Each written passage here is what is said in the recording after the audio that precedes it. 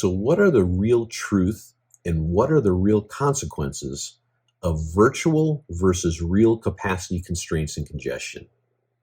My name is Chris Joslin, and welcome to JOZ Bytes.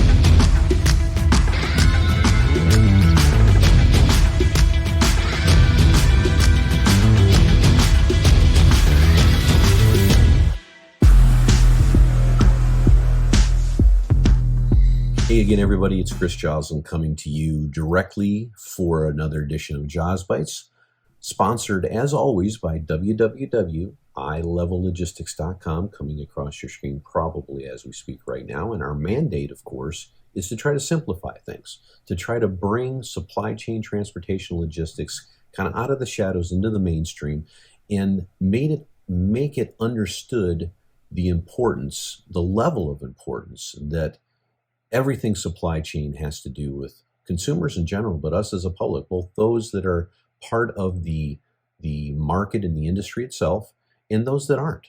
Because we are really looking to try to generate an understanding of this industry in a way that the next generation that comes along can bring to it solutions to bring us fully into this century.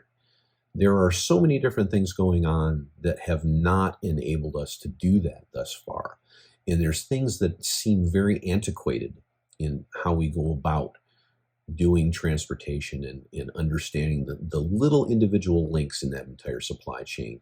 That the purpose of this series and the purpose really of a lot of the aggregation and curation that we do on the website is to try to look to the next generation, educate, and allow this to be understood as an important element in our lives today.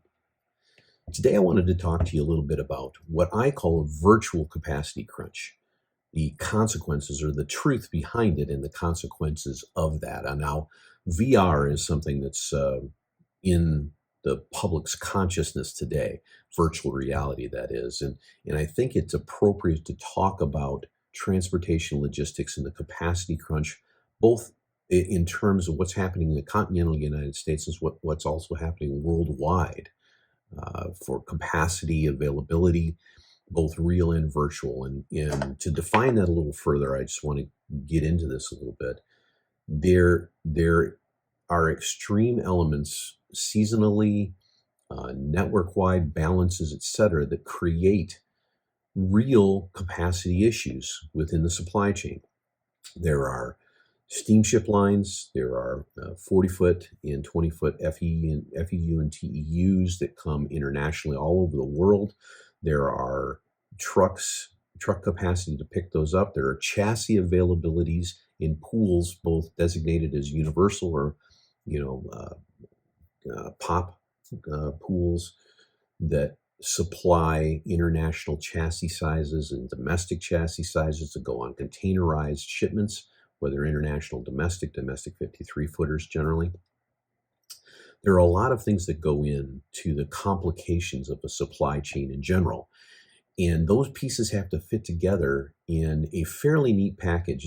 It's not always neat, and that's why people like us exist in the transportation world and pour through the analytics and try to come up with new network solutions to help when things like this occur. But typically, in any industry, you can't really, as the old saying goes, you can't build the church for Easter. If you do that, you have a giant church, and during most of the year, except maybe Christmas and Easter, you don't have a lot of people in that church. Maybe that's a good analogy, maybe it's a bad analogy, but it really fits overall. So when you have an infrastructure in general, national infrastructure or worldwide infrastructure that requires of it to have some fluidity, to be able to get products, raw materials or finished goods or any combination thereof into and out of production areas geographically or consuming areas geographically, you have to have balance. You have to have enough capacity, real capacity. And I'm talking physical containers, physical chassis, physical trucks, physical truck drivers to drive those trucks. All those things have to be connected in such a way as to facilitate the overall supply chain's ability to bring you as a consumer and I as a consumer what we need and what we want. That's how the world works. That's how a lot of different things works. Where when we're talking about things like vaccinations and or the cold supply chain or dry freight or anything in between, there are, as I like to say in a previous podcast, they talked about planes, trains, and automobiles in terms of security, but that's kind of the way you have to think about things in simple terms in terms of in aspect of delivering goods and services. So there is real capacity crunches that occur because there's a basic economics of supply and demand. When demand goes way up, supply tries to meet that demand, and if supply is generated in a place that is distant from where the demand is, then it has to be transported somehow, shape, or form. So there has to be assets of different types and utilization of space in different ways to get those supplies and goods and finished to the markets and the consumers they need. And there's a million different ways to do that. We could talk full podcasts about a whole bunch of those different ways. But for today, what I wanted to focus in on was the truth about capacity and congestion in general, some of the things that are going on in the world today, both internationally and domestically, and then the consequences of those, and whether it's real or whether it's a virtual issue overall. The reality is it's a combination of those. I'll skip to the end here in terms of the answer. It's always a combination of real and virtual. And that has to do with how things get congested, whether it's in international ports, domestic ports, rail terminals, geographic truck areas, consuming areas versus producing areas, et cetera. But, you can look to a couple of different key things to try to give you a broad scope view of what's happening. I'm here on the West Coast, and the Port of Long Beach in Los Angeles is the primary conduit in which international goods from Asia come into the United States and through either a land bridge or through rail furtherance or some kind of combination of offload, onload, and consolidation process. It moves to where it needs to go in full container load capacity, typically to begin with. But as of right now, there are about 13 containers that the container ships with probably 15 to 20,000 TEUs each. That's 20-foot equivalent units each, sitting on those containers, anchored off, waiting to be put into they're waiting in line to be offloaded. And they're anchored out in the harbor. You can see pictures of that, go online, see pictures of that over across the last 6 months or so. And it was up into the 40s anchored off there. It's 13 at the moment, with another 12 coming in this week and getting in line. So currently there's a consequence of about 5, almost 6 days of time between anchorage and berthing space.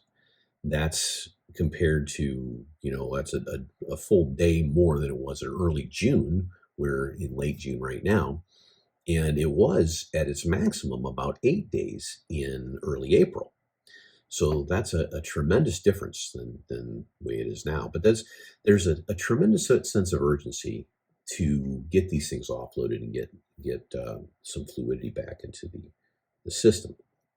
And that's not going to change for a while. That's going to continue.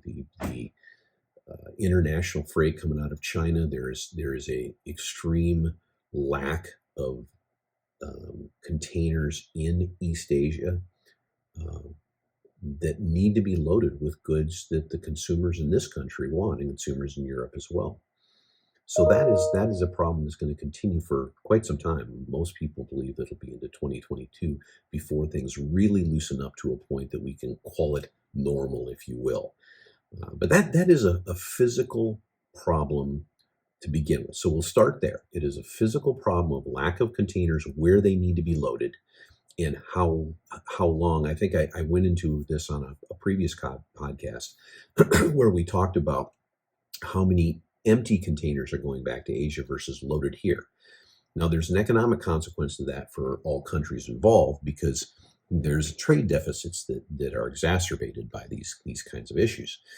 But the reality is unless we can manage this process and clear up this congestion and get the flow of required assets to where they need to be, this will continue to occur. The way to fix these kind of things is a twofold scenario. Maybe I'll skip that for right now and get into that in just a little bit. But the sense of urgency is not just limited to international ports of entry or exit. The railheads, the BNSF and the UP Railroad, two of the top Class 1 railroads in the United States, you can look at different terminals throughout their network. Chicago is a good for instance. The BNSF has implemented additional rail storage charges for when containers are ready to be taken out of the rail and they're notified and ready to go. But they're running into some huge problems. They're up about almost 9% for the same period last year, April to May, like a 2-month period. And UP is up, Union Pacific is up about 26% for that same time period. That's a huge increase in domestic freight. Now that will contain those types of trains contain both domestic 53-foot containers and international cans as well. But overall, these require a certain length of train, which is limited by union constraints and dictates for safety in the rail transportation segment. And they're dictated by the amount of well cars, which is how you stack containers one on top of another or two on the bottom in the well and one on top, etc. Is how you get things moving and create enough density with a rail move to fill its capacity from one metropolitan area to another. Now, the BNSF has gone so far as to eliminate some of the trackage that it has in some of its facilities in Chicago to create more additional space to store containers. So you can see how this is a compounding effect that occurs.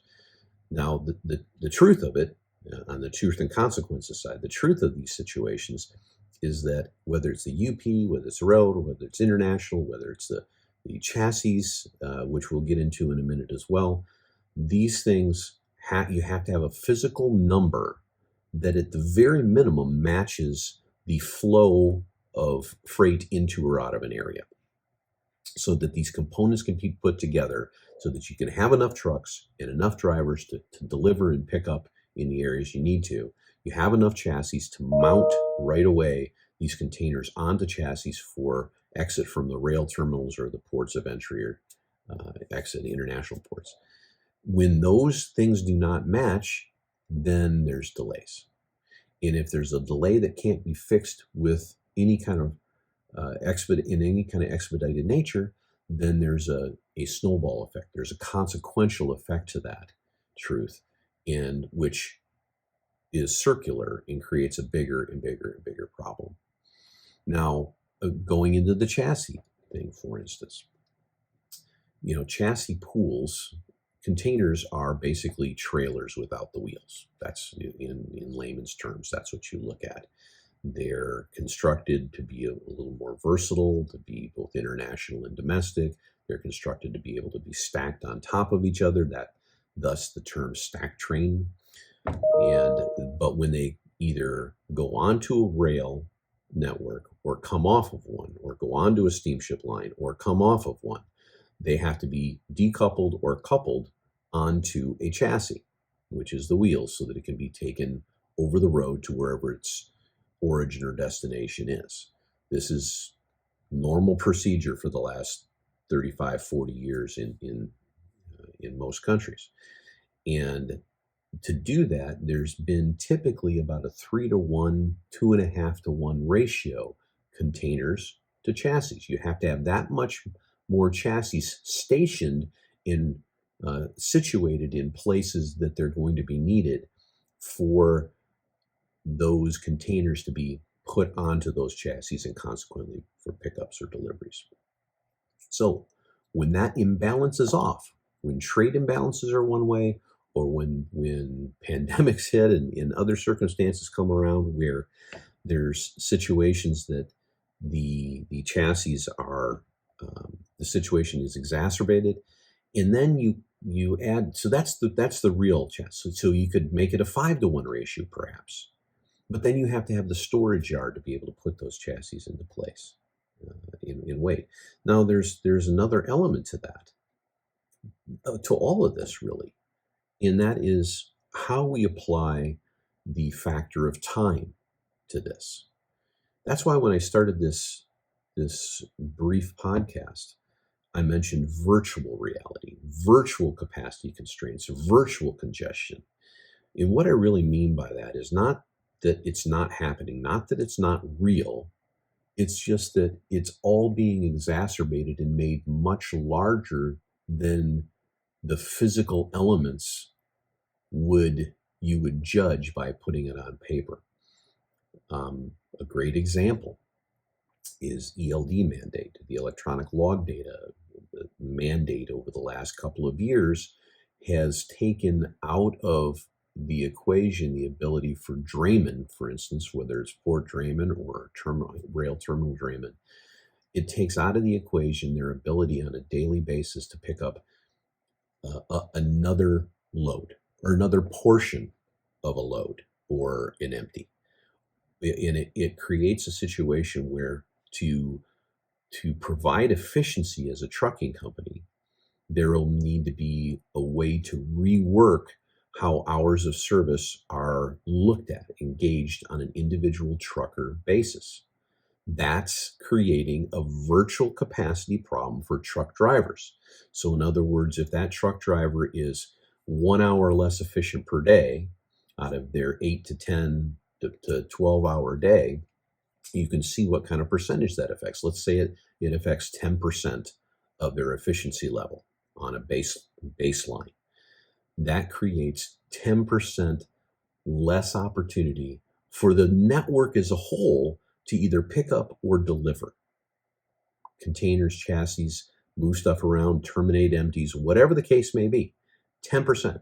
So to fill that gap, you either need 10% more drivers with 10% more trucks with 10% more chassis, or you end up with the problems we have today. That is layered across the top of the reality of balance. When networks get out of balance, when that ratio of chassis in one area is 7-to-1, but it's pulled chassis from an area that used to be 3-to-1 chassis, now it's a 1-to-1. And any kind of disruption in the network, any kind of seasonal adjustment for retail or internal shipments, or any adjustment, one day sailing adjustment or anchorage adjustment off the coast of Los Angeles ports creates I think on the highways, they call it the accordion effect, right? When you slam on your brakes, you're creating an effect that someone else behind you is going to have to do that. And it creates a slowdown effect in the transportation time it takes you to get from one point to another. And the same is in the logistics industry.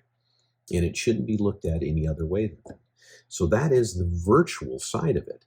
The chassis is probably one of the biggest things today that I see is problematic, because there is a cascading effect that occurs when you slow down your ability to be efficient. And now ultimately the consequence of all this is prices go way up, because the first fallback position for any company or any industry in general is to throw money at something to help overcome the constraints that the market or the regulators or the balance of the network has applied to your industry. So that's what we're seeing right now. That's why we're seeing the vessels from Asia having markups on them 3-4 times higher than a normal quote unquote shipping rate would be from a couple of years ago. That's going to be adjusting even higher. Currently, it is the middle of June, or almost the end of June. And there have been rail surcharges in place depending on your agreements the underlying railroads, up to what I've seen is about a $1,500 per move charge. And that does not include the rising cost of fuel. That does not include renting chassis. That does not include storage at the rail ramps that don't have the space to provide for your containers, which they are now not putting on chassis from the designated um, pool of pools is what they call it, pop chassis pool. They're actually stacking them on top of each other in the ground. And the UP is not even allowing private, in some places, not allowing private truckers to bring in their own chassis for flipping the containers onto those chassis. So the problem's not going away anytime soon. And the main way that we're going to lessen the impact of this is for all of these companies to, like I said a moment ago, throw money at this problem, to not eliminate because that won't happen, but definitely lessen the impact of this. And as I started to say a moment ago, that all that really means is that the cost of whatever you're buying is going to go up. Not just the cost of the transportation to do all these components, but there has to be an entire reevaluation of the ratios of capacity, the real capacity that goes into the network to allow the virtual capacity to catch up. And technology is one of the things that's going to help overcome a lot of this. And we can get into that in quite a bit of detail, of course. But the urgency of the moment is that everybody is looking at this and going back to their primary position. And that is, we have these assets, especially those that own these assets. We have a certain amount of assets, and we're going to capitalize on this. And let's say there's a gap. To fill this gap and to get the efficiency to smooth out the ruffles of the imbalances that are out there, they need to mark something up 20%. But that means you're going to have to expect a 30 or a 40% markup. I will predict that this season, this peak season, which is starting usually in August or so, number one, it's already begun. But during the real crunch of the peak season, which is September, October, November, you're going to see in areas like the West Coast probably $5,000 rail surcharges on top of a normal rate. And so the people that are able to absorb those kind of charges, typically the very large companies, are going to succeed on doing the most important part of any retailer's bottom line, and that's get their product in front of and expose the consumer ahead of their competitors. So get it on the shelf. A lot of things are not physical shelves now, but if something has no quantity left when you're trying to buy it online, that is the shelf. So that's what I see coming. That's what I see happening right out there right now with the capacity crunch that's out there via the chassis, via the congestion that's at ports of any kind that you want to talk about, and with the regulatory constraints that are being put on the market through a tightening of how we're controlling, for valid reasons, controlling the way the truckers, which is the touch point with the customer, associate with all of this. So I just wanted to bring that to everybody's attention. We will get into this in depth. Maybe we'll take one or two of these subjects and try to point at it in a more direct way. But this is just a short little conversation for the day to get out there some of the thoughts and feelings I had on this, and make everybody realize that there are truth about real asset capacity issues, and there are consequences for understanding that we're out of balance and that we need to look at the virtual capacity, our ability to expose a shorter amount of time to the transportation environment. That is what allows us to have the real capacity work within the supply chain the way we have in the past. We'll get back there. It's just going to take a while, and it's going to be very painful on the way. I look forward to talking to you again very, very soon on the next edition of JOZ Bytes. Come see us on our YouTube channel, JOZ Bytes, JOZ Bytes. Come see us at iLevelLogistics.com. As I mentioned, that comes across the screen. And listen to our podcasts. We are trying to create a community that understands the supply chain industry, the importance of it, and looks toward it as a challenge with problems that we have the ability, collective brain power, to help solve. Thanks so much, and we'll be seeing you real soon.